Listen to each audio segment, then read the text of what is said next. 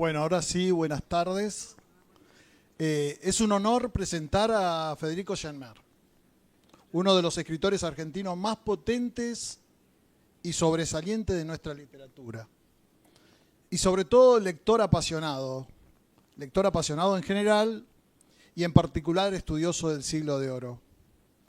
Licenciado en Letras, formado en la cátedra de Beatriz Arlo, en la UBA, Genmer ha dedicado décadas a leer a Cervantes con la paciencia del filólogo y la imaginación del narrador. En 1990 fue becado por el Ministerio de Relaciones Exteriores de España para trabajar en la Sala de Manuscritos de la Biblioteca Nacional en Madrid. Allí, entre manuscritos, afianzó su mirada cervantina. Ese mismo año, su biografía ficticia de Cervantes, que se llama Miguel, fue finalista del Premio Herralde y marcó un camino, el cruce fecundo entre investigación histórica y potencia novelística. Después de 20 años de estudio riguroso, publicó el libro que vamos a ver hoy, Una lectura del Quijote, un ensayo que lo confirmó entre los mejores especialistas y lectores de Cervantes en nuestra lengua. En él, Genmer no comenta el Quijote, lo hace conversar con nosotros, con una prosa clara y hospitalaria, sin perder el espesor crítico del Siglo de Oro. Su obra de ficción, de mitre a más liviano que el aire, de tacos altos a guerra, ha cosechado premios y lectores. Pero es en su trato con Cervantes donde se ve su firma más nítida, la ética de quien vuelve a la fuente, las interroga y de ese diálogo trae preguntas nuevas. Presentamos esta nueva edición de Una lectura del Quijote como lo que es una invitación a leer mejor, a volver a la novela de novelas, con la guía de un escritor que conoce el archivo, las polémicas del Siglo de Oro, la música del español clásico y al mismo tiempo la respiración del lector contemporáneo. Que este libro circule hoy es una buena noticia para las aulas, para los talleres, para las bibliotecas y sobre todo para ese lugar íntimo donde se vuelve a empezar un clásico, que es la mesa, la luz, el silencio, la primera página. Acompaña esta presentación Carlos Virgilio Zurita, sociólogo y escritor, primer decano de la Facultad de Humanidades de la UNCE, profesor visitante en universidades del exterior y autor de numerosos libros académicos. Zurita también transita con naturalidad entre la investigación y la literatura. Su obra poética narrativa incluye el volumen A falta de otra cosa, distinguido por la Academia Argentina de Letras con su premio de poesía. Asimismo recibió de la Fundación Vittorio Campo y de la SADE otros premios. Su presencia hoy abre el diálogo entre crítica, historia y lectura viva, el mejor marco para conversar con Federico Genmer sobre Cervantes, el Quijote y esta nueva edición. Bueno, sean bienvenidos con ustedes Federico Genmer y Carlos Zurita.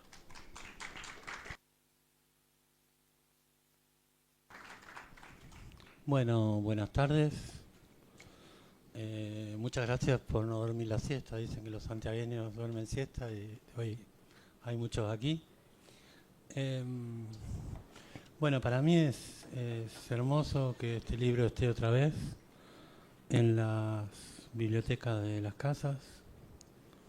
Este libro salió por primera vez en el 2004 con motivo del Congreso de la Lengua que se hizo en Rosario en 2004. Y bueno, funcionó muy bien. Tuvo 2 ediciones en Seix Barral. Y bueno, yo ese año, el 2005, que se cumplían 400 años de la salida del Quijote. Hola Juan, ¿cómo va?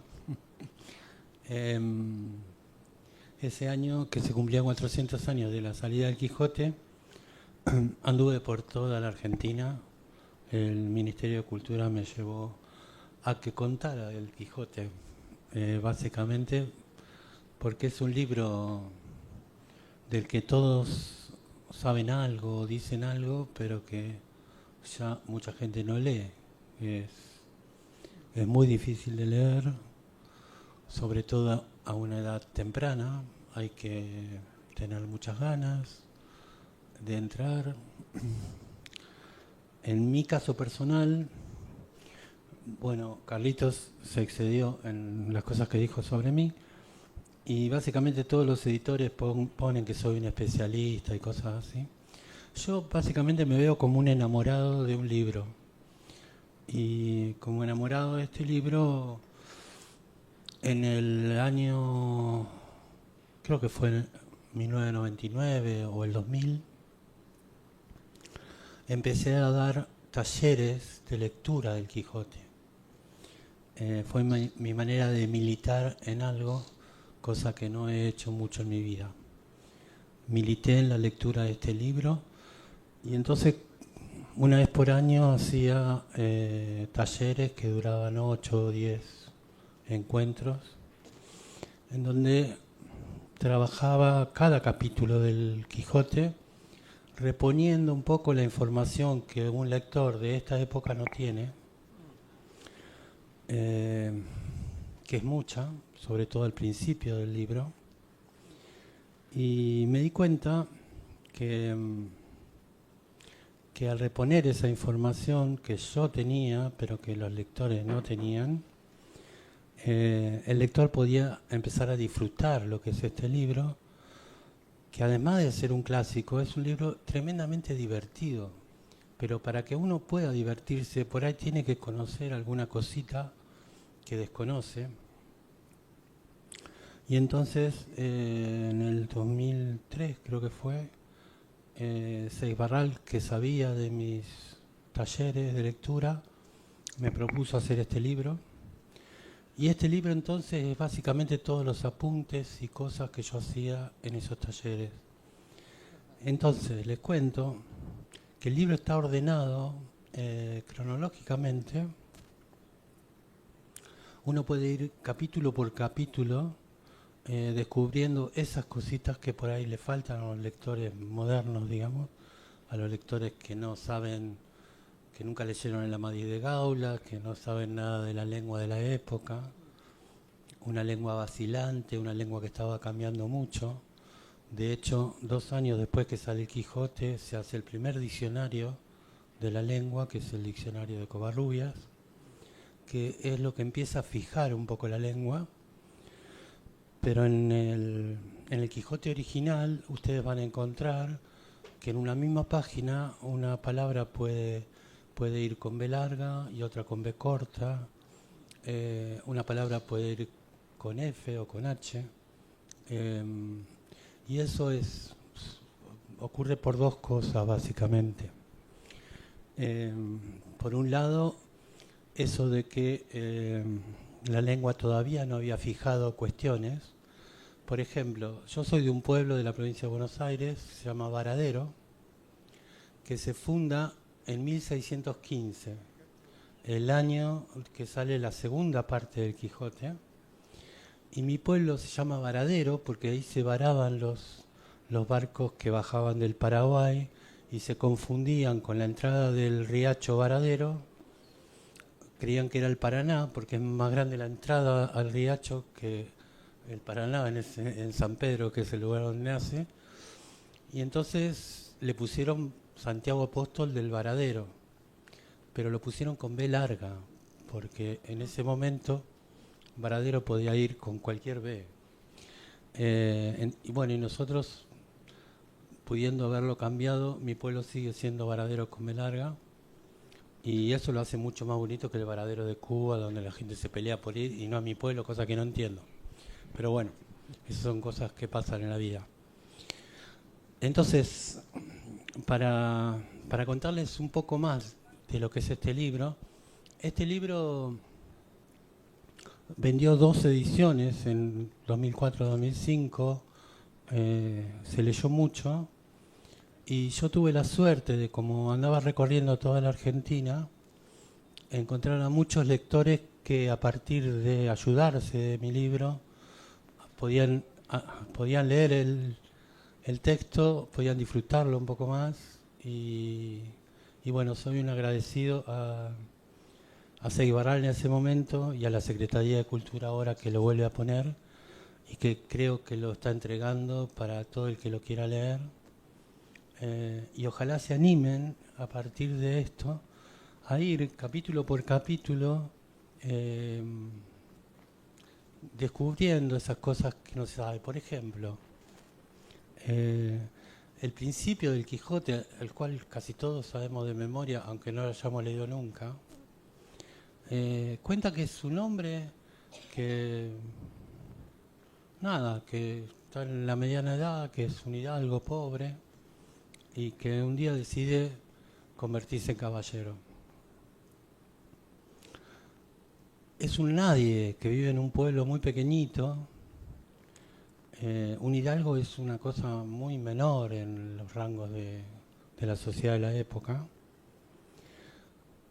Y para que ustedes vean todo el chiste que hay ahí adentro, porque hay un chiste, y uno lo lee y no ve que haya un chiste hoy, pero lo hay, porque los libros de caballería eran páginas y páginas diciendo de dónde provenía el caballero, y casi siempre terminaban en Jesucristo, o sea, porque eran todos padres, reyes, y bueno, esa primera página provocaba una risa absoluta en los lectores, que hoy cuesta reponer, porque si no te cuentan esto, no entendés de qué te tenés que estar riendo. Bueno, eso pasa continuamente en el libro, y a mí me gusta prometer a los que se quieran internar que eso es más costoso hasta el capítulo 26 de la primera parte. Ahí el Quijote termina en la sierra de Granada, medio loco, y entonces Sancho lo deja. Y a partir de ahí, el libro ya no se va a reír tanto de cosas que no sabemos, sino que se empieza a reír de cosas que ya leímos en los 26 capítulos. Eso en la segunda parte del Quijote va a pasar mucho más, y entonces es mucho más fácil de leer. Entonces, créanme que si llegan a la página 200 más o menos, que es el capítulo 26, es un libro de 1000 páginas, el Quijote. Si llegan ahí, ya está, no se lo pierdan y van a descubrir por qué este libro es el gran libro de la literatura, no solo en castellano, sino universal. Este libro es también la primera novela y la segunda. A mí me gusta decir que hay dos Quijotes. Hay una primera parte que sale en 1605 y una segunda que sale en 1615. Son muy diferentes, son tremendamente diferentes. De hecho, hasta el título es diferente. La de 1605 se llama El ingenioso hidalgo Don Quijote de la Mancha, y el segundo se llama El ingenioso caballero Don Quijote de la Mancha. Es una tontería, pero los títulos son importantes en los libros. ¿Cierto, Carlito? Sí. ¿Cierto? Por supuesto. Bueno, entonces, con el apoyo de ellos dos, digo que ¿por qué son dos novelas distintas? Primero, la de 1605 es la primera novela moderna. ¿Por qué es la primera novela moderna? Porque es el primer libro de ficción que trabaja en tú a tú con la realidad. O sea, en la primera parte del Quijote, en el primer libro, uno va a asistir a todo. Va a dormir y el texto tiene que decir que va a dormir. Va a comer y el texto tiene que decir que va a comer. Y los personajes son personajes que uno encuentra por la calle. De hecho, el Quijote se va encontrando por la calle, por el camino real, que es como la ruta 9 sería acá, o algo así, pero de tierra en esa época, y que la gente la caminaba, no había ni coches, muy pocos tenían carruajes, como muchos tenían un burro para llevar algo, para no llevarlos en una mochila, pero eran caminos donde la gente caminaba qué sé yo, como la salida de un cine sería. Pasaba de todo, pasaban amores, había posadas, y en la primera parte hay mucha posada. La posada era el lugar donde, si había suerte, se dormía, si no, no, se comía algo. Y había una cosa muy interesante para la época, que es que en esa época muy poca gente leía. De hecho, hay una estadística de un censo que hubo en 1580 y pico, que solamente el 12% de los varones sabía leer y solamente el 5% de las mujeres. Sobre eso podría hablar 14 horas, sobre cualquier otra cosa también, de este libro, porque lo amo, pero para que se den cuenta, antes de la imprenta, el Quijote ya sale con la imprenta, ¿no? Y tiene muchas ediciones truchas, lo que llamaríamos hoy ediciones truchas, porque se vende tanto que entonces se empieza a ver ediciones truchas. Pero antes, unos 100 y pico de años antes de la imprenta, los libros se copiaban a mano. Sobre todo se copiaban en los monasterios, en los claustros de las iglesias, y sobre todo era por el interés de la iglesia en transcribir la Biblia o libros de San Agustino, de Santo Tomás, digamos, la religión era la que mandaba en el mundo. En el siglo XVI eso empieza a cambiar en el mundo, el hombre se ubica en otro lugar con respecto al mundo, y ayudado de la imprenta, bueno, pasan estas cosas, los libros hermosos y la novela en particular. Esas personas que antes de la imprenta copiaban los libros, la mayoría de ellos no sabía leer, copiaba el dibujo de las letras. Por eso que hay tantas diferencias en Biblias o en libros de santos, porque por ahí se confundían en el dibujo y escribían otra cosa. Bueno, me voy por las ramas porque me encanta irme por las ramas, disculpen, pero quiero decir eso, que son dos libros distintos. En el primero, la ambición de Cervantes era trabajar la realidad, trabajarla con personajes que eran reales, que uno encontraba por la calle, y trabajarla desde el tiempo, desde el lugar, ayudándose mucho del saber que tenía Cervantes, básicamente, que era el teatro. Entonces, por ejemplo, cuando necesitaba que algunos fabularan en contra del Quijote en el libro, se van a encontrar que, como en el teatro, en ese capítulo el Quijote está durmiendo o le pegaron y entonces está malherido y entonces los otros pueden hablar. Y tarda 36 capítulos Cervantes en darse cuenta que puede hacer hablar a los otros sin que escuche el Quijote. Eso pasa cuando están volviendo de la sierra y entonces Cervantes se da cuenta que puede hacer en un mismo capítulo que Sancho y el Quijote que van atrás hablen y el cura y el barbero que van adelante hablen de otra cosa sin escucharse. Y pasa otra cosa en esos capítulos finales de la primera parte, que él se da cuenta que no tiene que contar todo el tiempo. Y entonces se anima a decir, y a 6 días de aquí pasó tal cosa, y se salva de escribir esos 6 días. Entonces él va descubriendo la novela escribiéndola. Eso quiero que se den cuenta porque es una maravilla absoluta. Yo escribo novelas, pero tengo, entre otras, esta y 50 millones de novelas más para aprender a escribir, para leer. Él no tenía ninguna. Entonces él está descubriendo qué puede hacer con la novela en ese momento y lo va descubriendo así, como puede. La segunda parte, el segundo Quijote, lo que a mí me gusta llamar la segunda novela, es completamente distinta. Él ya hizo la primera novela y entonces va a ser lo que llamamos una novela completamente vanguardista, que recién en el siglo XX los lectores y los escritores se dieron cuenta de todo lo que encerraba. De hecho, Kafka, Joyce, Borges no serían sin haber leído mejor la segunda parte que los románticos, que solo leyeron la primera. Para que se den una idea, en la segunda parte, al comienzo, a Cervantes llega un bachiller a decirle que el libro ya está en la calle, que pasaron tales y tal cosa. Él discute las cosas con este bachiller que pasaron en la primera parte.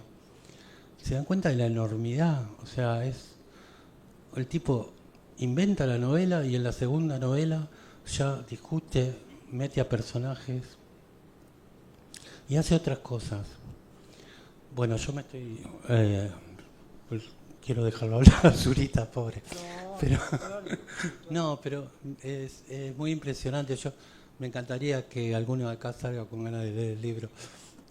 No el mío, pero sí el Quijote. Bueno, el mío ayudándose. Pero es un libro tan impresionante que ningún personaje habla como hablan los personajes de la época. Es todo artificial en la novela, en la primera novela de Cervantes y en la segunda. Cervantes no habla como se habla en la época, el Quijote no habla como se habla en la época, habla como se hablaba 100 años antes en España, como están escritos los libros de caballería. Eso provocaba mucha risa ya en ese momento. Hoy por ahí provoca desazón porque no entendemos muy bien cómo es que dice tal cosa o qué quiere decir, pero en ese momento provocaba mucha risa. Es como si a ustedes, no sé, les cayera un libro que le hablara como hablaban sus abuelos o cómo hablan sus abuelos, para que entiendan algo. Y el otro personaje, Sancho, tampoco es real. O sea, está haciendo una novela realista con dos personajes que hablan completamente irreal. En esa época había unos manuales de cualquier cosa, como si fueran libros de autoayuda, pero para gente que se dedicaba a escribir. Había manuales de citas en latín, manuales de enfermedades, manuales de cómo curar tal cosa, manuales de... De hecho, hay un detalle, me estoy yendo a cualquier lado. A veces usamos la expresión es de perogrullo. Perogrullo fue un profesor de Alcalá que se dedicaba a hacer estos manuales. Entonces sabía de cualquier cosa y no sabía de nada. Entonces, bueno, Cervantes usa esos manuales de dichos, de formas de hablar del pueblo para construir ese personaje. Pero ese personaje, Sancho, no habla como habla la gente pobre, campesina de la época, porque nadie podía hilar 7 dichos juntos y entonces a los mismos campesinos le provocaba mucha risa el personaje. Bueno, 1000 cosas, pero que hable Zurita. Yo ya hablé un montón.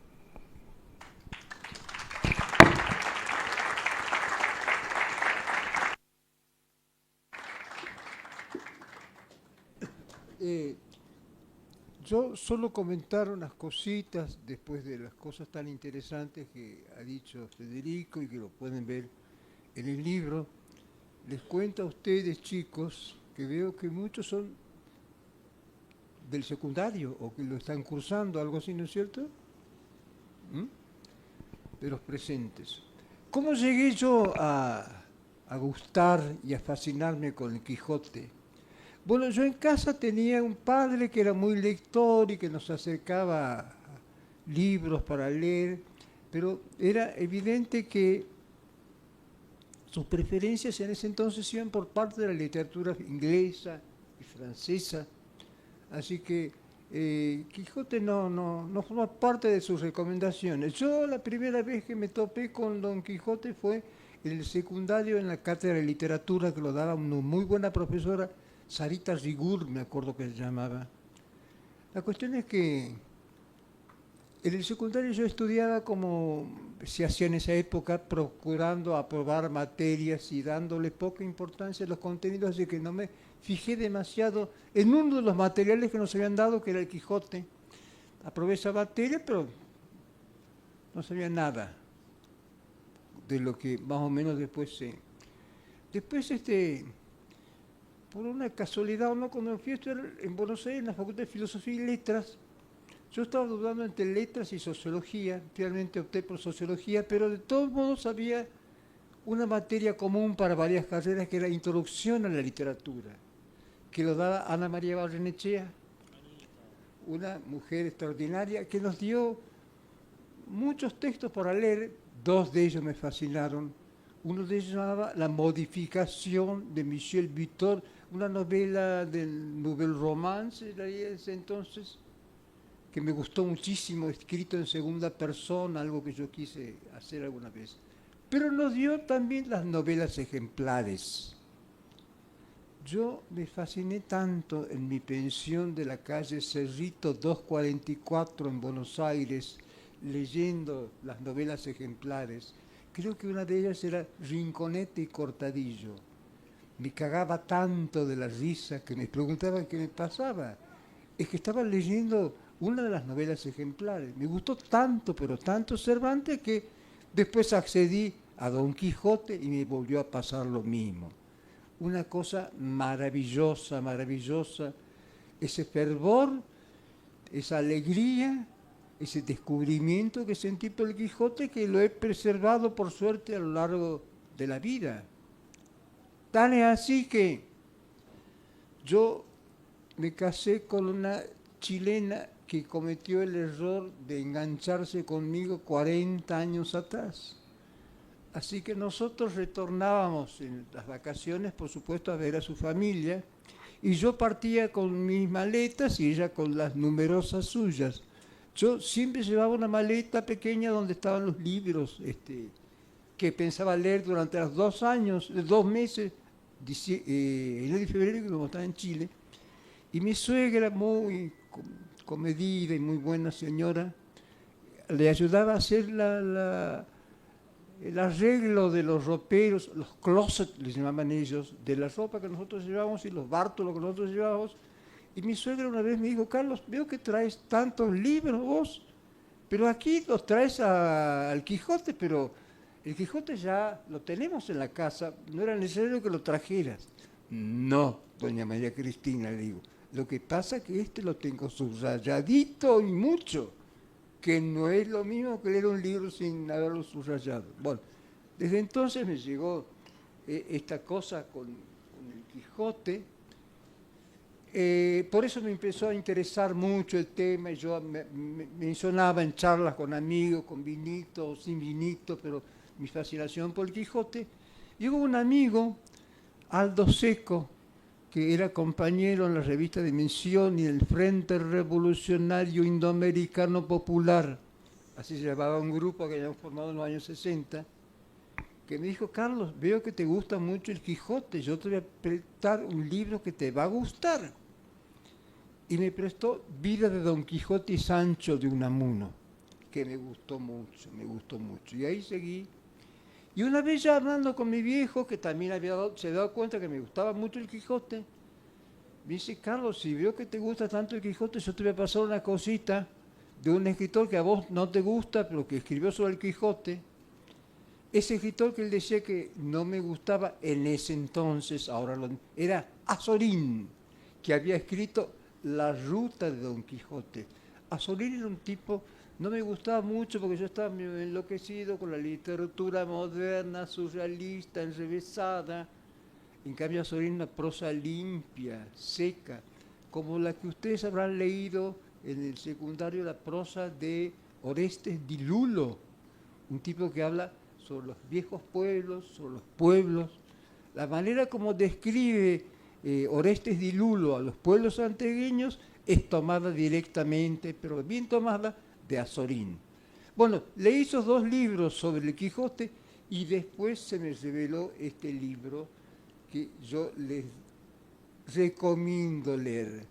Porque yo, que soy frecuentador, o era, porque ya no leo tanto, me fascinó desde el principio, por detalles que parecen ser tibios o no, pero para mí me fascinó el hecho de que aclarara que yo antes no sabía. Bueno, por un lado, la famosa portada de Juan de la Cuesta, que ustedes la van a ver cuando se acerca al libro, donde por ejemplo habla sobre el tema del costo del libro, los maravedíes, que yo pensaba que era plata que uno sacaba del bolsillo y la pagaba.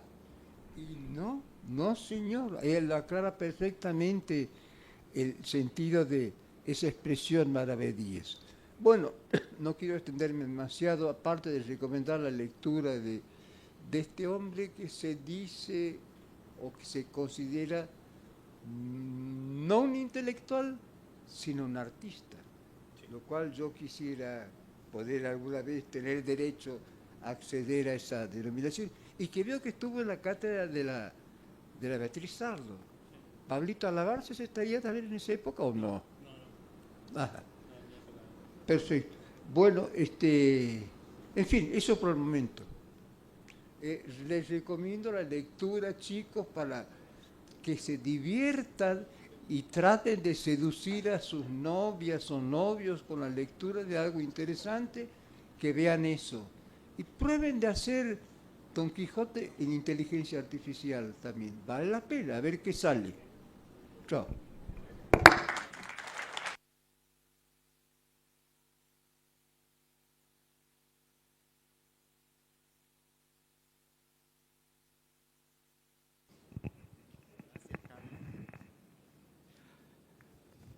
Bueno, quiero agradecer, yo soy Juan Leguizamón, subsecretario de Cultura. Quiero agradecerle a Carlos Aleto, a Carlos Zurita, dos Carlos, potenciados, y por supuesto a Federico Janmer, que nos honra una vez más con su presencia. Quiero contarles que este libro, esta edición en particular, ha sido realizada por la Subsecretaría de Cultura de la provincia de Santiago del Estero, con la editorial de la Subsecretaría, gracias a Federico Janmer, un amigo de Santiago. Editamos este libro porque nos parecía un libro fundamental para uno de los clásicos de la literatura universal, muy recomendado también, entre otros, por el Papa Francisco, que era un gran lector y era profesor de literatura, además, en su juventud. Los chicos él era profesor en Santa Fe, creo. Y lo llevó a Borges, a Santa Fe. Y ahí los alumnos de la edad de ustedes le habían apodado Carucha. Así le decían al profe de literatura, que era Bergoglio.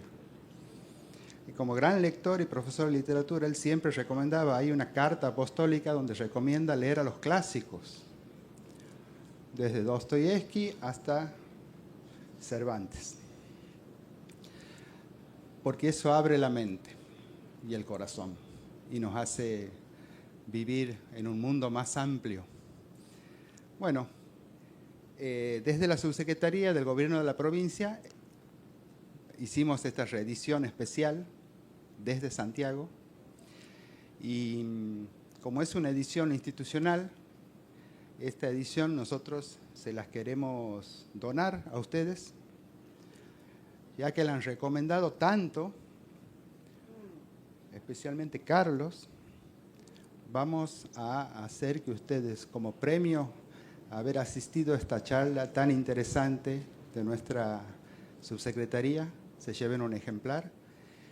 Pero antes voy a empezar, de manera simbólica, le quiero dar un ejemplar a Carmen Rouanet, que vino de la Biblioteca Popular Domingo Bravo. Domingo Bravo, un referente de nuestra cultura, del quichua santiagueño, lleva el nombre de la Biblioteca Domingo Bravo de la Banda. Simbólicamente, para las bibliotecas populares va a ir un ejemplar también lo van a poder leer ahí. Si alguien después les pregunta, ¿y cómo consigo ahora el libro? Mirá, le han regalado un libro. Y bueno, vayan a la biblioteca popular de su barrio a buscarlo.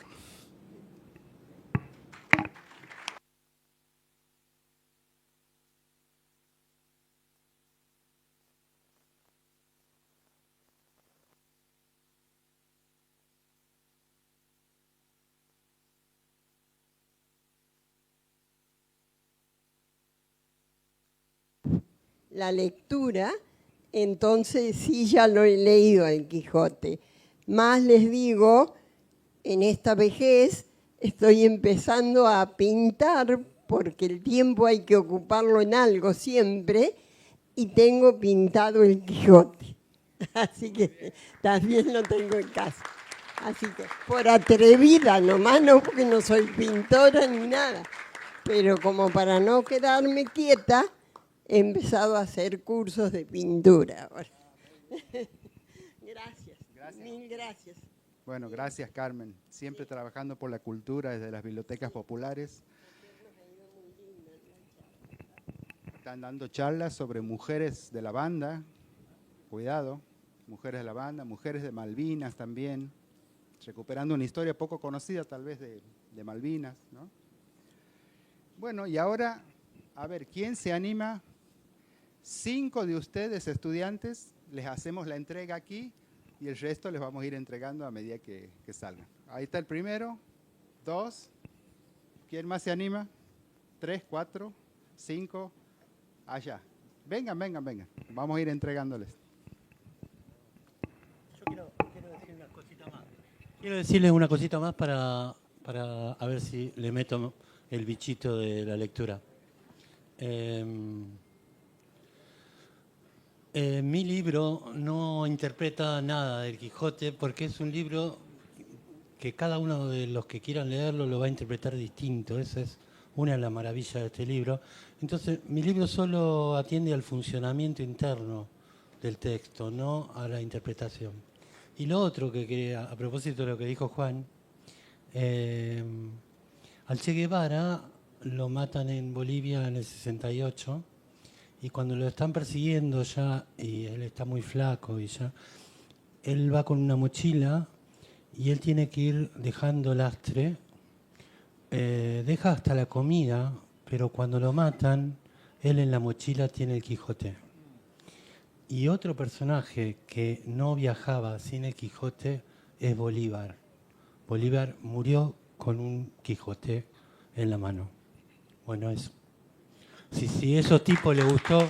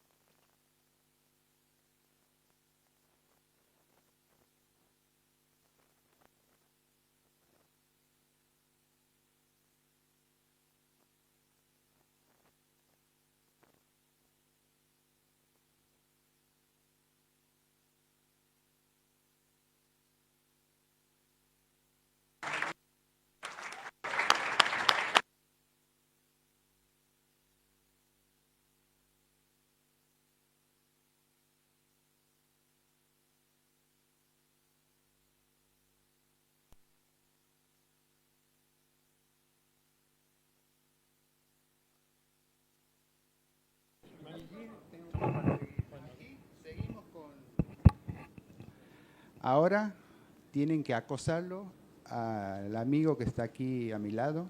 Ahí van a poder retirar su ejemplar ustedes. Y si quieren, también se hacen fotos. Gracias.